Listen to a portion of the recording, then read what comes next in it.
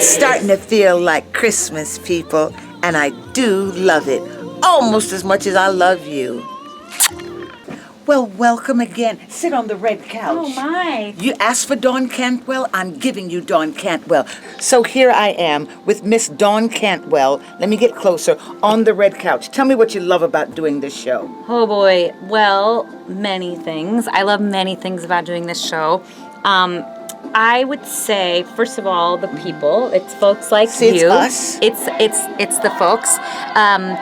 It's not all the time that you have such magic in the way of like just company chemistry, which is That's awesome. amazing because I feel that. But really right now for me, I am very, very, very, very grateful to be participating in a story about women, female empowerment. Tell it's them. like, well, ladies, I love you all out there. I love you all. And I'm going to get choked up talking about this. It's just really meaningful to me to be participating in a story about two women that find their strength. But it's such a great story when the good witch and the bad witch come together and they actually realize, you know what, no matter what, they're friends. Absolutely. Exactly. And it's just like feels really special right now to be telling That a story about women. Okay, so how did you get cast, Dawn Cantwell? I was in a show called The Last Ship by Sting. And yes. Is he the sexiest man I've ever met in my life? Yes. I'd actually met the director, Joe Mantello, a while ago in a show called Dogfight. See, it helps to know the director. Well, I mean, he just gave me... Liked her and cast her again. Well, he gave me a recommendation to audition for it, and I did. And, and so that's how I find myself here today. Okay, so when is Sting coming to see the show? Well, Sting actually came already when Rachel... I know. Well, hopefully he'll come again. When Rachel Tucker... Come on back, Sting. Yeah, come on back, baby. Come on back.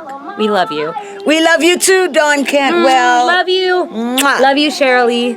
Hi there, we're in between shows, and you know, it's the Saturday before Dreamgirls celebrates 35 years, and I'm gonna go over and say hello to Ben Harney and take a picture for the New York Times. Okay, so here we are at Azalea. I'm in between shows, and here is my good friend after all these years, 35, which is very hard to believe since I'm only 36 myself, the original Curtis Taylor Jr., Broadway's Dreamgirls, and we just had to catch up. So good to see you.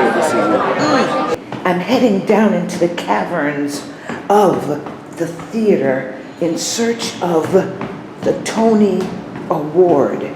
I was told that there is a Tony Award hidden in this theater, and I'm gonna find it. Let me see. Look at this, okay? Look at that. I heard there's a Tony hidden in this room. Oh my gosh, I told you, I knew it. I knew there was a Tony. There it is. Hello. There's a Tony. There is a Tony honor. Now you're here at Wicked. You've been at, I know you from Dreamgirls. We were together doing Dreamgirls. Absolutely. Yes, and then Dreamgirls, you were doing chorus line. I did the original chorus line. That's right. Dreamgirls. I did the Will Rogers Follies. I did Grand Hotel. I've done a lot of shows in 40 some odd years. Yes, you have. Can I hold you, Tony? Sure. Ha! I have just gone from Tony nominee to Tony awardee. Doesn't it look good on me? Yes, it does. A very special category. Oh, I love you. 68,000 sequins on the bubble dress? Yeah. Well, what do we have on my dress?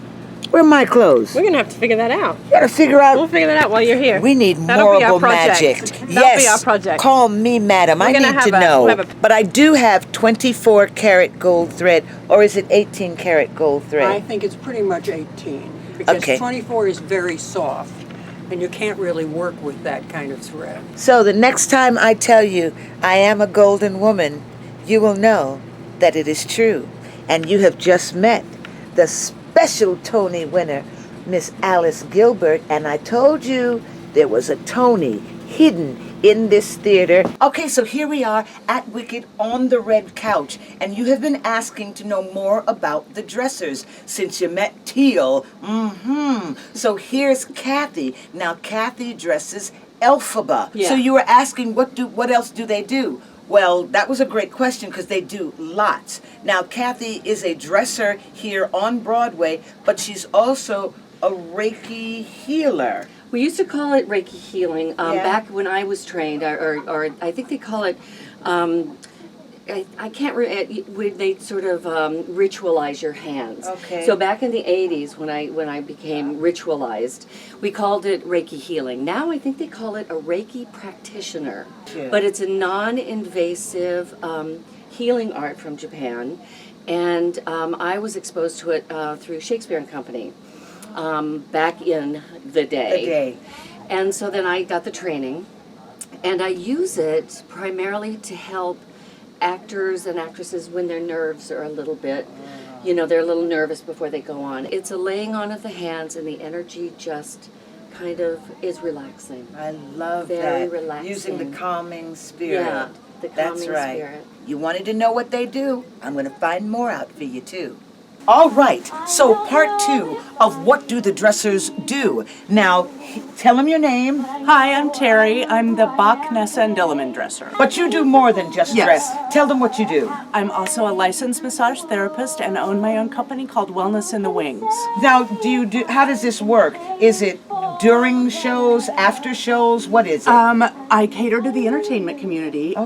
I do backstage massages for people here. I obviously can't do them for other people in Right. other theaters, but I have a studio space at the Ed Sullivan Theater, and I do post-show massages. All right, so what's your website if people want to reach out to you? Wellnessinthewings.com. There you go. So you see, they have lots that they do. They actually have lives.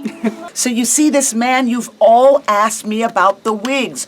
Who designs the wigs, makes the wigs, puts them all together, all of that. Why does my wig look so good?